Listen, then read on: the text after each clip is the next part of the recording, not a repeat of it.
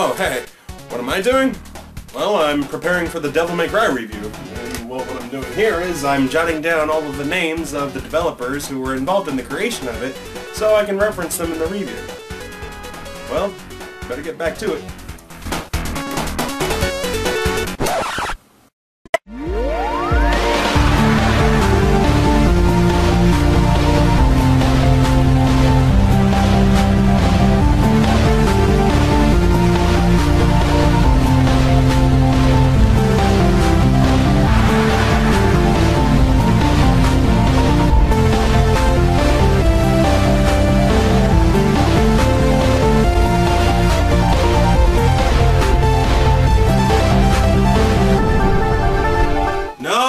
No, I'm kidding. It's just a joke. I don't actually wish death upon anybody.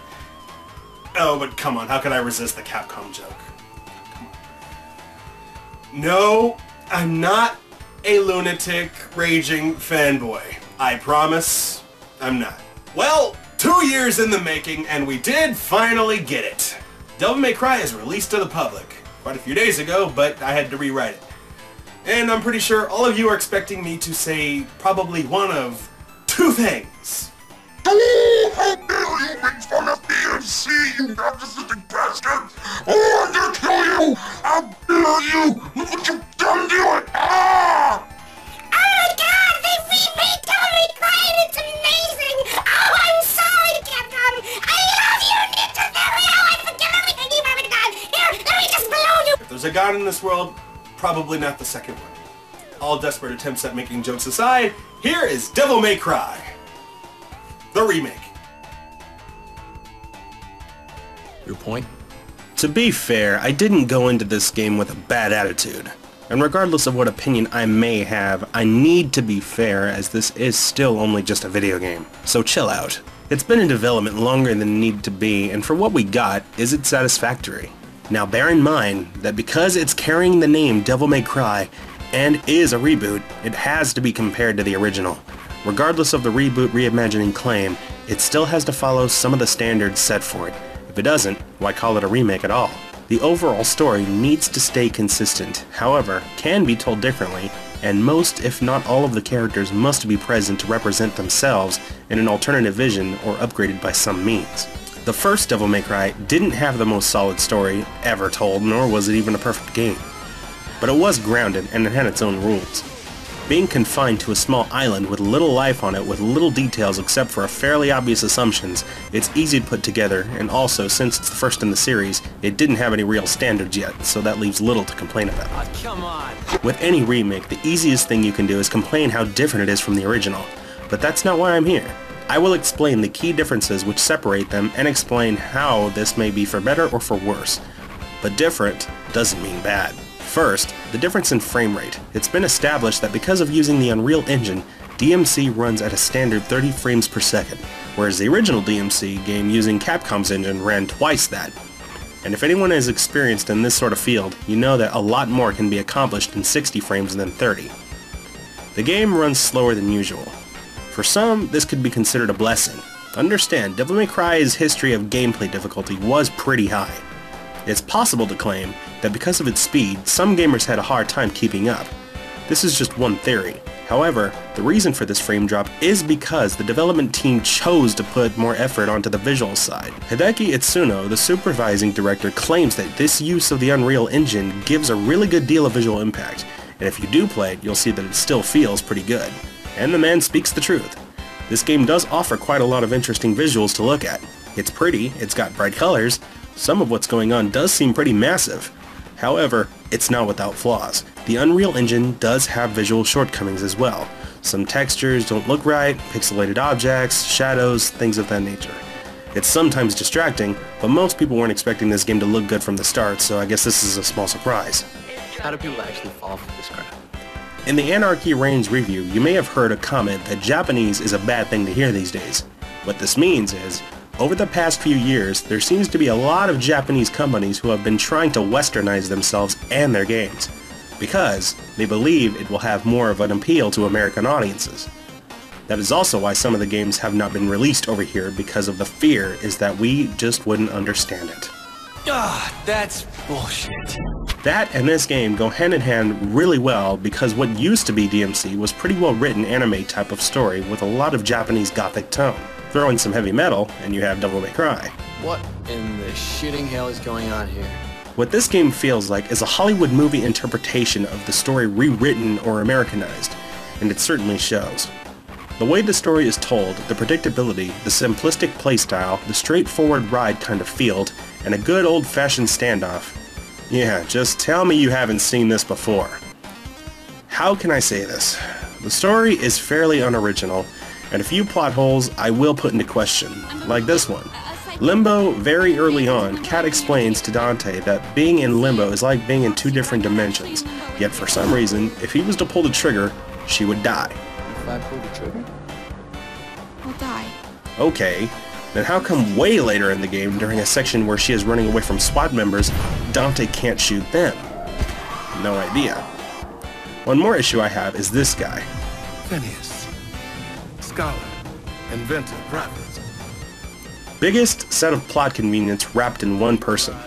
Out of nowhere, and I do mean literally, he's a good demon and happens to know anything and everything and what you should do. There is a list of things about this guy that I demand answering, like what's with the eye that can turn back time, etc., whatever. The gameplay is the most important part. I already mentioned the Unreal Engine, so most probably know its limits. But truthfully, it's a decent and somewhat of an enjoyable hack and slash game. It's simple, but simplicity can go a long way. You have 4 major weapons, 2 demon weapons which are used by holding down the right trigger, and 2 angelic weapons which are used holding down the left trigger. L1 and R1 are used for dodge rolls, and for a while people begged the question why 2 buttons were needed for this. Well, I concluded that there are some unlockable abilities that are called Demon Dodge and Angel Dodge. These are used by holding down the corresponding button and pressing dodge, so using both your fingers for one section of the controller might not be too easy to grip. As for other controls, you have the standard sword, a launch attack, a jump, and now worthless guns. Seriously, these guns are rarely useful. Only one enemy in the game is weak to them, and I believe the developers threw those things in at last minute. It's not too hard to feel like a badass since the enemies aren't as out for blood as they should be. But if you can find enjoyment out of target practice and less punishment, well, then here's your game. Sometimes there can be issues with the mechanics of the game. Textures can often look really bad, and some of their loading times are pretty damn laughable. And yes, there's glitches. During one of our play sessions, we had defeated a boss, but apparently didn't do it the way the game wanted us to. So instead of progressing to the next cutscene, the game crashed itself. Game-breaking indeed. In conclusion, the whole adventure isn't very long. It's a short run and can be completed in a couple of hours. There is little replay value, and the extra abilities aren't a necessity to win. As simple as it is, DMC can still be heavily enjoyed because there is an empowering feel to be in total domination of your enemies and massacring them in a stylish degree. And that alone makes it probably worth a whole lot to the right audience. However, if you're like me and you have been around the block, there is nothing new here, nor anything that blew my mind or had me really compelled to see more. It was an interesting experiment to see a famed franchise told through different eyes, and in a different fashion. Bold and daring, and for what it's worth, it's okay, but too generic, but far from being the worst game ever made. And now that we've seen it, it would be a good decision to probably go back to what people know and love. Let's rock, baby. And continue the story that is unconcluded and still has money to be made. Fuck you! What it boils down to in the end is the game worth it? And the answer is currently no. This is one you can wait for a prize drop, or maybe even rent to see how it measures up for yourself, but completely out of the question for full price. No, and by the way, music? Dubstep. Meh.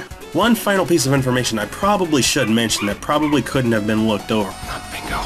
At first, DMC fans were displeased greatly about Dante's hair. Ninja Theory apparently kept note of this, and every time there was an argument between both gamers and Ninja Theory, somehow the hair would always be brought up. Not in a million years. But alas, it wouldn't end here. As further trailers of the game was released, everyone soon became disgusted with what they saw. Now we all know how angry certain people can get over changes like this, but how well the companies can handle damage control is something that wasn't taking effect. Without any sort of sense, some of the individual developers would slander the fans, and sometimes they would tell fibs about what was going on with the game. or how people were changing their reactions and their feelings towards it.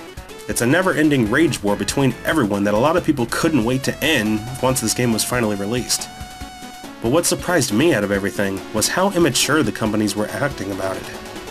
This is a business, and how they act to the general public is a reflection upon their work. Is this the kind of people you want to do business with? Are these the kind of people you want to give your money to? No.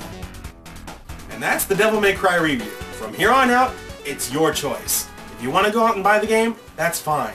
If you don't want to buy the game, that's fine too. But my job is only to share my opinion on what I think you might like best when it comes to enjoyment out of games. I'm not here to lie to you. I'm not going to say anything you probably don't want to hear, or I don't know. But until next game, you've been watching the Brotherhood of Gaming, and I will see you on the next game. That just seemed to drag on forever.